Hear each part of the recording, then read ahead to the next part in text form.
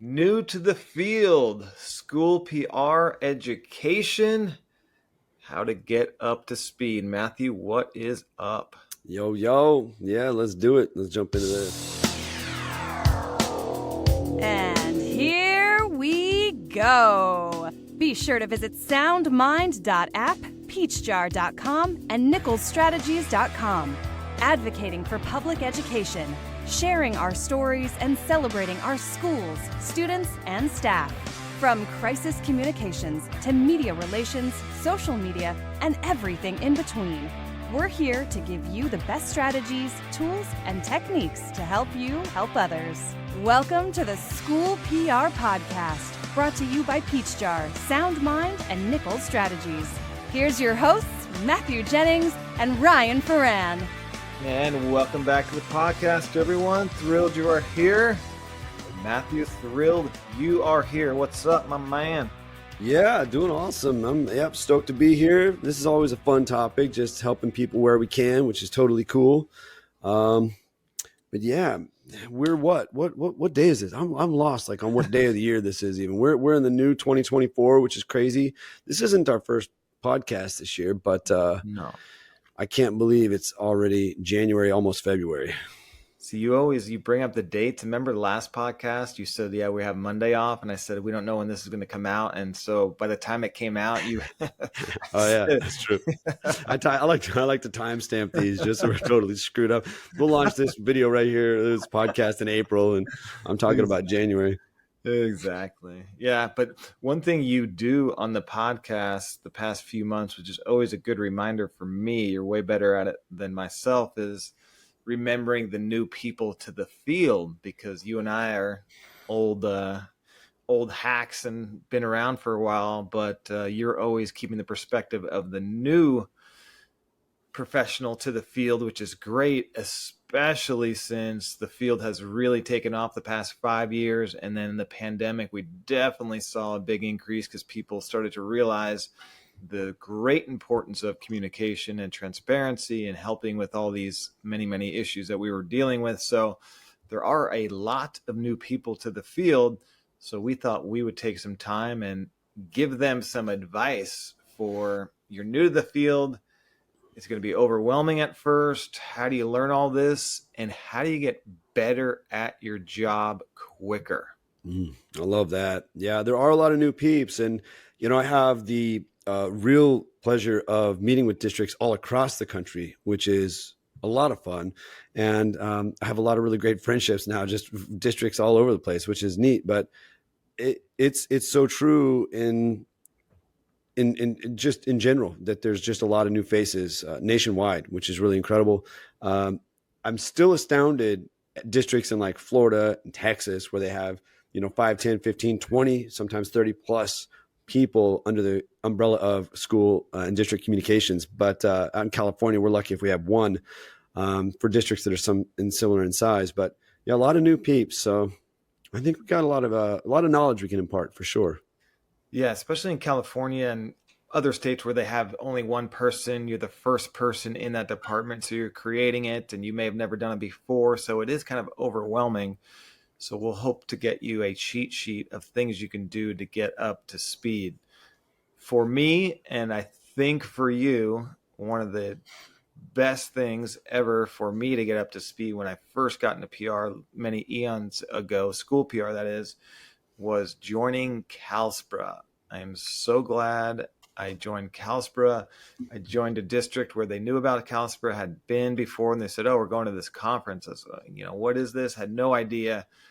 And just the relationships I grew, the sessions I went to, the questions I could ask, that 2-3 days at my first CalSPRA conference was so valuable, got me up to speed, got me contacts where I could ask questions to people if I inevitably had questions coming up. So my first piece of advice is to see if your state has a SPRA. If they don't, that's okay. You can join NSPRA, which is the National School Public Relations Association. And back when you and I joined, I don't know, 10 years ago or whatever, CalSPRA was the kind of go-to for sure, or your state SPRA. Now, if you don't have a state SPRA, NSPRA does a lot more as far as trainings, webinar, virtual. They have a massive library. So I would go check NSPRA, those connections, those resources, and you're going to learn a lot. So that's my first advice. Check to see if your state has a SPRA. Go to the NSPRA website, join NSPRA, and join your state SPRA. It was amazing for me. Yeah, absolutely echo that. And, you can also look at neighboring states too. If your state doesn't have a SPRA, you can check in with neighboring states. The point that, Ryan's really driving home here is professional development and connection with peers. So another thing you can do is also reach out to your, county office of education, your Department of Ed. There's going to be a PIO there. We actually had Ian Hannigan on the podcast recently and talked about just PIO groups that he puts together down in San Diego. Music Watson and her team. Shout out to Music. Shout out to Ian. But Music's phenomenal as well, and gets people together. And so if you don't have a state SPRA, you can definitely plug into local PIO groups, and at least if they're not meeting regularly, they can get you plugged in with the districts that are kind of around you, or the individuals that are active, in PR and public relations at districts there near you, and connect you that way. That's a great idea, reaching out to your county office of education, people around you, and just asking. That's the other thing, is ask, hey, is there any local PIO groups around here? Mm-hmm. And the counties, they do a great job of organizing groups. I organize one for people in our area. We meet every other week, and it's great talking about issues that are happening in our region. The other thing you can do is PRSA, look for those chapters in your area. That's public relations, and a lot of it crosses over. And CAPIO is California Public Information Officials, and that is more municipalities, police, fire, and city, but we're all doing public relations. And that's the thing about this podcast here and what the messages we talk about, strategies and techniques. Like, most of all this stuff would be applied to any government agencies, to city, fire, just getting out your story, dealing with crisis communications. So check out those groups too on a secondary level, but I would check with the education PR realm first, with your state SPRA, NSPRA, your county office, your neighboring districts. Call them, see if they have PIOs, check the websites, and start connecting with them. And if you don't have a group, we did a whole podcast on how to start a local PIO group a few podcasts ago. Yeah, it's so true. If you are new to the game and you're new to the job, just reach out. You can't do it alone. And I will tell you that you will be welcomed with open arms, and you will be shocked at how freely we all share information and resources. So that's a big one. Another big one for me, and you kind of touched on it here a little bit, Ryan, which is if you're new, you do need to also plug into your local, municipalities, your local city, PIOs, your local fire PIOs, certainly your local police department PIOs.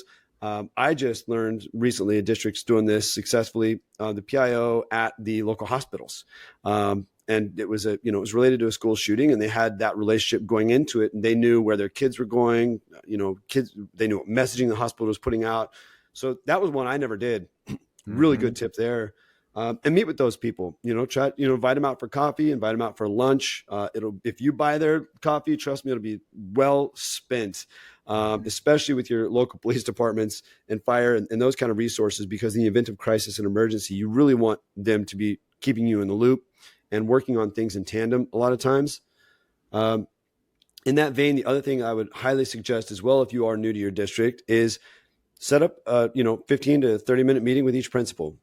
Set up a 15 to 30 minute meeting with each, assistant superintendent or all the associate superintendents, and just find out what's going well communication wise, ask some probing questions, find out what your office can do to support their efforts, find out what their initiatives are, what are their high profile, high value objectives for that school year and beyond.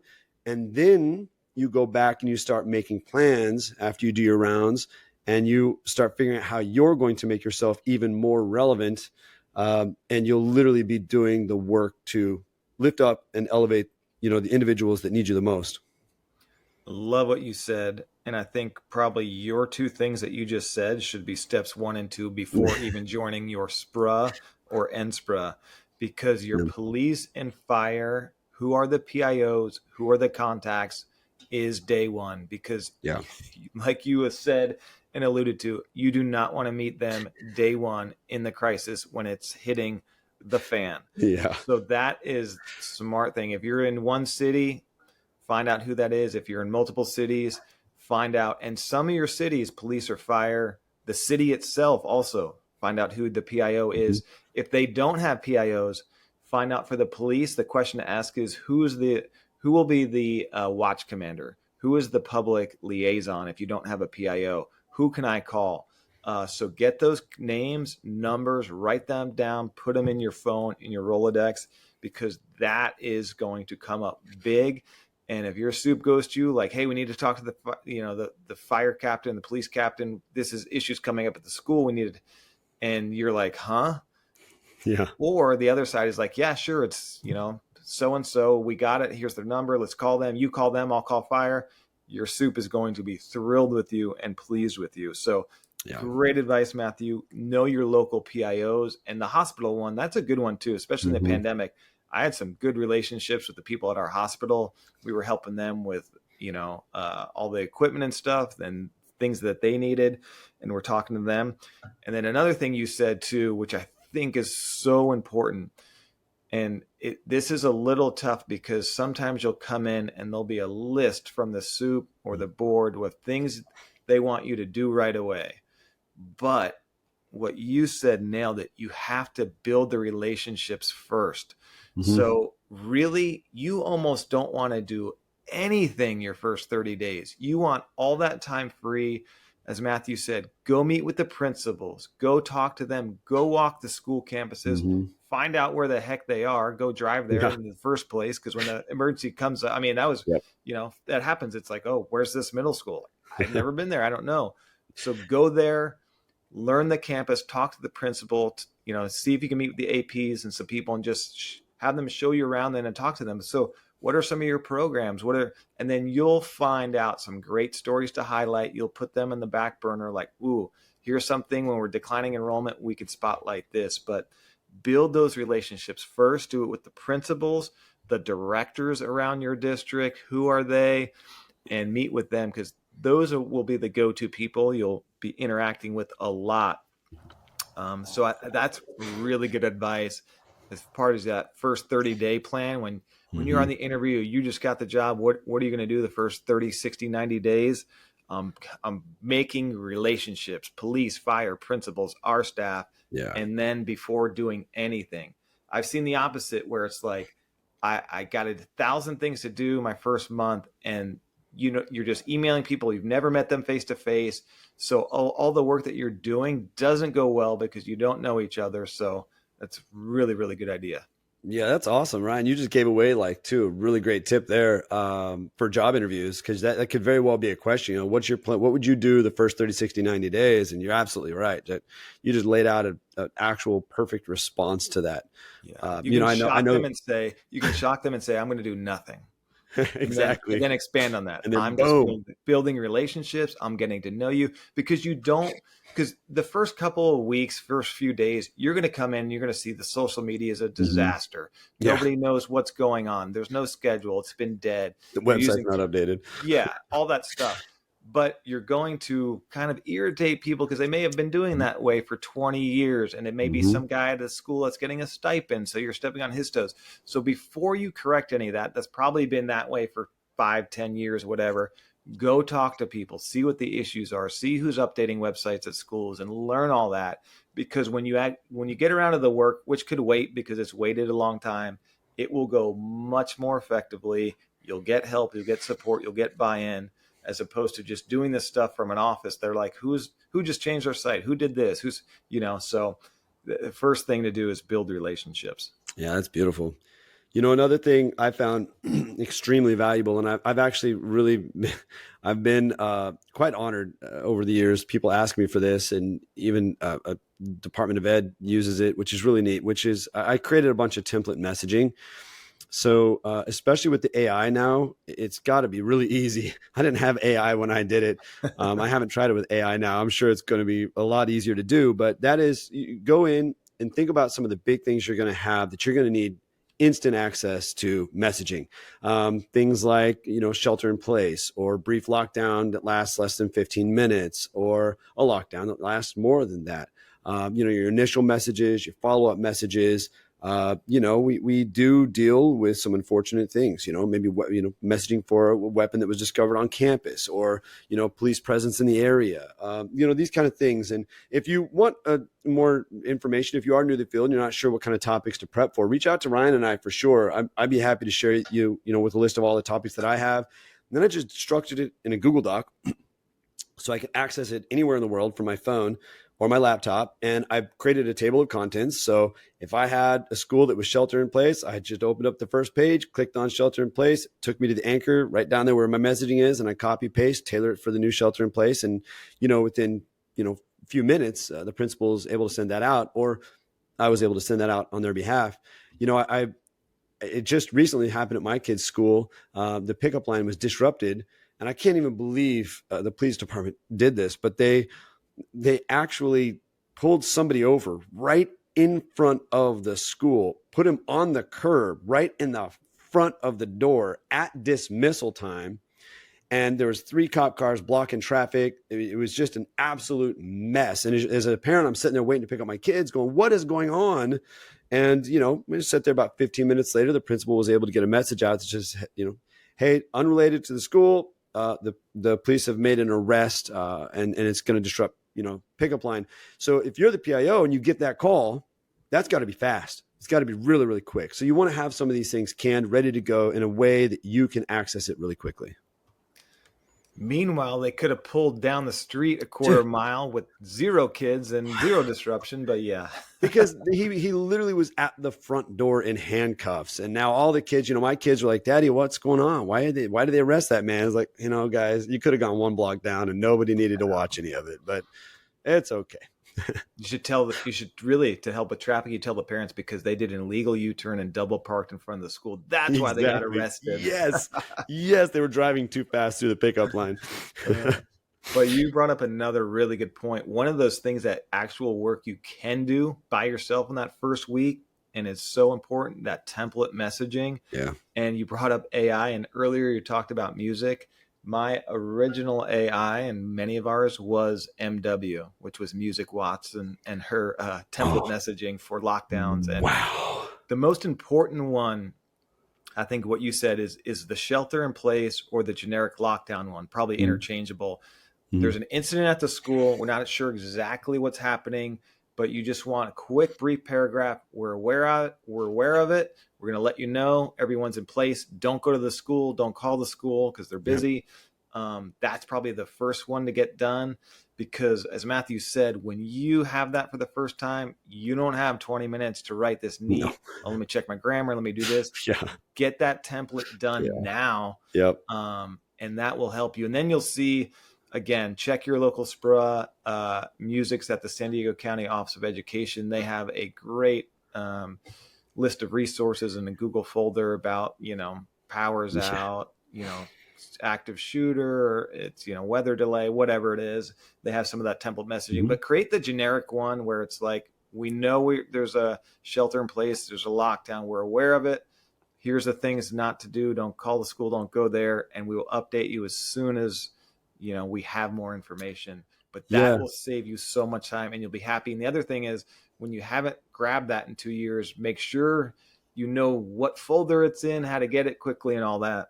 Yeah, amen to that. And one thing I'll add there, Ryan, that I was remiss in saying is that you also need to structure text messaging, and even potentially, if you have time and you're able to, the social media post that goes along with it as well. But, a lot of times you create these emergency messaging, messages, and they're too long for text. And so think through what your text is going to be as well, so that you're not sitting there, like Ryan just said, you can't go 15, 20 minutes down the road here trying to figure all this out in the moment when people are stressed out, principal's calling you, the superintendent's calling you, so have these things in place, but don't forget texting, because that is going to be a crucial way that you're communicating in the event of a crisis or emergency, including social. So as much as you can think those things through, do that ahead of time. It's a good reminder because not all school districts are in text messaging. Some are rolling them out. It's a great reminder for me is like have those text versions too, because they're shorter, sweeter. Are you going to put a link in there to the web? What are you going to do? But have that done. Think that through. Yeah. Good reminder. The other thing that I feel like, Matthew, that happened to me, and I think it happens to a lot of people. So when you take over a role, there's usually been, sometimes there's been a period that they're probably going to have a stack of things for you to do. Mm-hmm. Even if you did the first 30 days and you're just meeting with people for the most part, doing your messaging updates for your templates and all that, you're going to get to a point where you're talking to all these people. Everyone has ideas. The board wants you to do this. Superintendent wants you to do this. Principals have this request. You will inevitably get to a point where you are so overwhelmed. You are like, what am I going to do? You're going to get stressed out. You're going to be miserable. So my advice is, as soon as you get to that point, don't wait. Set a meeting with your superintendent and say, here are the things that I want to do. You want me to do some things that came in from the principal. It's a lot. I'm happy to do it all, but help me prioritize it in the order you want it done. So I don't feel like I have to do these 100 things in the next 100 days. So just meet with them, prioritize and say, like, here's what I can do. And in this month, what do you want me to chop off? What do you want me to add and switch around? Because if you just keep that long list going without checking in and prioritizing it, if you're anything like me, you will feel very overwhelmed and not knowing what to do. Absolutely. Can't say that enough. And, you could even take it a step further. And if you want to check this out on Peach Jar Extra Credit, Christine Peck down in Poway Unified, shout out to Christine, another rock star like music. Her and I did a video on just creating communications plans. And so one of the things you're able to do then, and you can check out the video, and she really goes into great detail about it, because if you want to see an example of a phenomenal communications plan, Christine's is the one I model my own after. But what you can do then is go back, create a communications plan and a strategy, map out that next year and what your office is going to support and what your initiatives are. And then as things come up to you throughout the year, you can point back to that plan. And it's one way of kind of keeping yourself from getting overwhelmed. I understand that you want to do maybe this video series on, career tech ed pathways, but does that fit into our plan? Is that one of the priorities we laid out? Do we stop all work right now to incorporate that? And it's also a living document. Maybe the answer is yes. So you go back in, you restructure the plan, you reorganize that, and you make that happen. But you can always point back to the work that you've worked hard to prioritize with your superintendent and maybe executive cabinet and the board through that plan, which is neat. Yeah, and we did a podcast too with Jackie a while back. I'm trying to figure out what number it is, but talking about creating that communication plan, and that will help guide you and kind of set the priorities and stuff like that, which is smart. Speaking of Christine, one thing that she did, which was very smart, was she came and visited. She was interested in doing an internship like we've been doing here. So she came up and visited and sat in a meeting, talked to us. We went to lunch and just kind of learned, took in what she liked from it and what she didn't like, but she got to see it in person. And we've had other people do that with our internship program, but you could do it just for like, tell me about your job, what you're doing day to day. How do you organize photos? How do you do these templates? So visit your local PIOs. Matthew pointed out a great resource, your county office. You probably have some veteran PIOs there. Yeah. Go visit, meet with them, have lunch, check out their office. And if there's a specific program they're doing that you want to do, go schedule it for when you can go see that in action. But that is a great way to get up to speed real fast from somebody else that is doing something that you're interested in, or even just the day-to-day work. And those county office of ed people, I mean, they're just sitting in an office bored out of their mind. Like, they'd be so stoked to hear from you, right? Like, do they do anything at the county offices? They definitely don't do the work that's happening out of the district. Shout out to all my county office of ed people. I love you all, but you are also the first people to tell me that working at the county office of ed is so much better than working at a school district. So I'm not saying anything that's not already known here. Working at a school district can be tough and very demanding, and you're dealing in crisis often. And the county office of ed isn't sometimes that space. So that's the joke. Shots fired. I love it. We need to get some of the county folks on just to defend themselves and talk about like county issues. And we need to have music on here. Let's get music. We had Ian on here.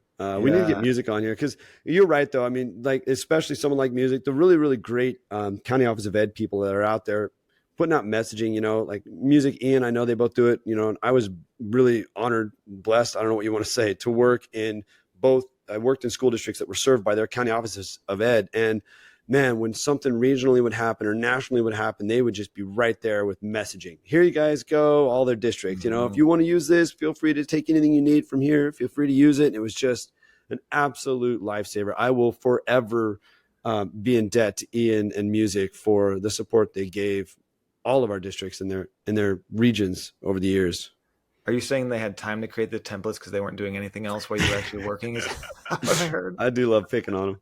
No, man, I would love to have a county of office of ed gig though. That seems like a nice jam. We should. That's what everyone does when they want to work but be retired. Is that what you're saying? I like the action though of the district. Yeah. But we should have some county folks on. If you work at a county office of education and want to come on to defend yourself against Matthew's attacks, we invite you on. Yes. Also, you know what? Hey, while we're doing a shout out, if you want to be on, I met somebody in Wisconsin at the Wisconsin conference. She came up to the table. She's like, "Hey, I love the podcast. I want to be on." I was like, "Let's do it." She wrote her name down on a random scrap paper, and that paper is gone. And it was in a heat of a moment where I had other people at the booth. If you're hearing this and that was you that came up to my booth and was like, "I want to be on the podcast," I was like, "We're doing it." I don't have your name and number anymore. So please reach out to me because I would absolutely, I know both of us would love to have you on. We are huge in Wisconsin. Do you know that? That's rad. I love Wisconsin. Wisconsin, I'm their only member they have out of state. And so they have a map of where all their members are in Wisconsin. And they had to have a little California subset with a little pin just for my membership out in California. I love it. They're such good peeps, man. And their executive director, and they're just really good peeps out there. That's one of my favorite conferences is WISPRA. And they're always in gorgeous places. Do you know why we're big in Wisconsin? Do you know one of the reasons? Ooh, what is it? Well, we've both been on and had Gribble on our podcast, and we both been on her podcast. There you go. Yeah, Andrea is wonderful. I love her. She's doing a lot. She's got, I don't know if you follow her on social media, but man, she's really hitting her book hard. And she's just, obviously she's the social media guru. So it kind of sounds silly that I'm saying she's just killing it on social media, but she really is crushing it on social media. Let's get into that. Yeah. As far as some PTSD, social media. All right. No, who to follow on social media, where to get professional development that's not from an organization. You mentioned Andrea. She has an amazing podcast. Yep. One thing that people are doing really well right now that's listening to this, you're doing this. This is professional development. You found a podcast that's related to your job. You're bettering yourself. You're getting ideas and strategies. So there are a few other good podcasts out there. Andrea's got one that's all about social media, which does well. Some of the SPRAs have some podcasts too. So check out for some of the podcast. Matthew has Peach Jar Extra Credit, which is all free content, talking to superstars in your field from all over the country. There's a ton of videos on there. The other Facebook group that we've mentioned before, and I had the founder on a long time ago, and I have to get the official name of it. Matthew, what's the name of the Facebook group? Yeah, let me see. I actually don't, because you don't look at the name, you just get all the alerts for the posts and stuff. What is that one? It has about over 3,000. It's amazing. It is called School Communication Pros Discussion Page. So it's a private Facebook group, and it has over 3,000 people. It started in one local little SPRA and just over the years has grown. That is a great resource. So what you get with your national SPRA, NSPRA, and your state SPRA, you get the listserv, an email list, which is super valuable, and share resources. This is the same thing, social media version. So School Communication Pros discussion page, ask us to invite you to it. Go see if you can join it. That is one of the most valuable social media resources for this field that you should look into and join. Absolutely. The other thing is K12 PR chat. It's a Twitter/X chat that I believe still happens Tuesday nights, 6 p.m. Pacific Standard Time. and it's an online chat. It's pretty visible, but whether you want to participate or not, there are people there. You can go back, check the hashtag, read all the topics, and get into it as well. So I would develop that. And then you can kind of start to see who are the leaders. Who should I be following on X and Twitter, on Instagram? Follow School PR Podcast. We're on X. We're on Instagram. We're on Facebook. So check those pages. We post resources and segments and the podcast. And then you'll start to see others that are really good resources on social media to follow as well. Yeah, absolutely. Basically, going back to what you led with, which is just plug yourself in. Mm-hmm. Plug yourself in, start connecting with fellow peers, because you can't do it alone. You will lose your mind, and your life is just going to be greatly improved by having like-minded people around you. And I'll give you a pro tip so you don't drive everyone crazy if you're new to the field. So if you join the School Communications Pros discussion page, you're on your state listserv, you're on NSPRA listserv, before you ask a question, we're going to say it is a smart question and it has been asked before. So you may not need to ask it. You may just need to search the page, search the listserv, and you'll find all the answers you're looking for. You'll find the resources, you'll find the links. So you can just go back and kind of search those pages, those listservs, and get that information. And the SPRAs, NSPRA, CalSPRA, all this, they're doing a really good job of archiving it and making it accessible, because over the years that was a problem. Oh, we talked about this 3 years ago, but we can't find it. But they've done a really good job. I know CalSPRA has done a great job of organizing all that valuable resource information. So true. Yep, absolutely. One other thing that I can think of, Matthew, before I forget, is some of the publications that maybe you wouldn't subscribe to yourself, but your assistant superintendent gets, and you get, and you can understand about the budget. CSBA has a newsletter. A lot of those state organizations, check their websites, check their newsletters. EdCal is a really good one for us in California that is done. So check those state and national publications that you can subscribe. When you're in your assistant soup's office, your superintendents, check out what magazines they're getting. And that's how you learn about all these things, is you got to pick up those magazines. You got to read them, do Google searches in your local paper, the LA Times, the big papers, like what are the big topics? What do I need to know about budget? What are the trends in education? Read those, get familiar, subscribe. AXA is a good one out here in California. So those are good publications too that can really help you in the know and learn more about the field. Well, you mentioned one thing there that I'll expand on too, Ryan. Really good, really good point is you said CSBA, and for people that don't know that, that's the California School Board Association. And I don't know if there's one of those in every state. I kind of think there is.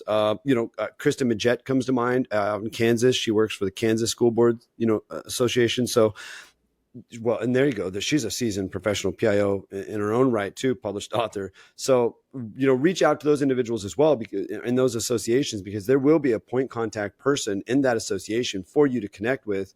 And that, like Ryan just said, man, that is a really great way to stay connected as well. I met with the local CSBA rep out here a couple of times in Orange County. We just went out for coffee and just kind of caught up on what the big ticket items were I was dealing with as a school district, and what he was seeing kind of politically across the landscape through the CSBA, which is cool. So really good tip there. I totally forgot about that one. Yeah. And we got to give a shout out to Troy Flint. He does a great job with that. Yes. I forget the name of their magazine that they put out, but it's really nice. It's polished.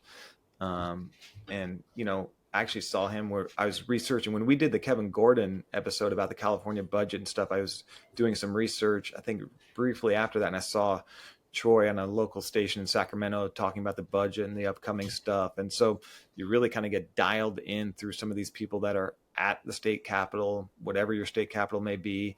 It's good to not know just your specific area of communications, but generally in education. And, a couple of years ago, I did a podcast about getting a seat at the table. Yep. If you start to understand the bigger picture in education and can talk budget, special education, construction, you're going to be much more valuable at that table. And, they're going to want you there more. And that leads to more responsibility, more roles and promotions and the like. Yep, absolutely. Well, man, we shared a lot on this one. That was good.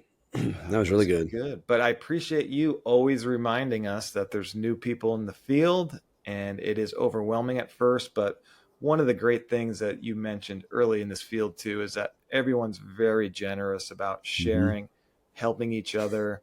And a story I've told before, we were hosting our own little conference here in Arcadia with local districts years ago. And when I first got here and they said, oh, you should do a presentation, about what you're doing. And I was like, are you kidding me? I'm not sharing my secrets with anyone. Like, no, I am in this to win this. I'm a very competitive person. And so I was like, I don't want to share. And then, you soon get to realize that it's more about public education as a whole and not just your district. So if I can help another district with something I'm doing here, whether it's the internship or media relations, crisis communications, that's going to help other kids in their community that I may never meet. That's the purpose of public education. And we should be working as a whole together, not so much competitive. And this field is really good about sharing resources to help all kids, whether they're in your backyard or in another state. And helping someone out like that just builds your own network and your own relationships. So you get back much more than you give. Yeah. So good job to everyone who's listening to this. You're getting hopefully some good ideas, but, take some ownership, reach out, do some research, make those connections, talk to people. Who should I be following? What conferences can I go to? Are there any groups around here? And you'll find a really good group of people that are in it to win it with kids, and really passionate people that know what they're doing. So yeah, hope that helps. Feel free to reach out if you have any questions. We're happy to talk to anybody that might want to take a deeper dive on any of these topics for sure. So pull out your phone. If you're not driving, go to Facebook, find the School PR Podcast page, go to Instagram, go to X, and sometimes we'll follow you back. Yeah, absolutely. How about that? All right, Matthew. Sweet. Good catching up. Is it? Are we still in? Is this March, January, February, June? I know, right? Where are we? Yeah. Happy Easter to everybody. Happy Easter. All right. See ya. All right, brother. Good seeing you. We'll chat soon. Absolutely.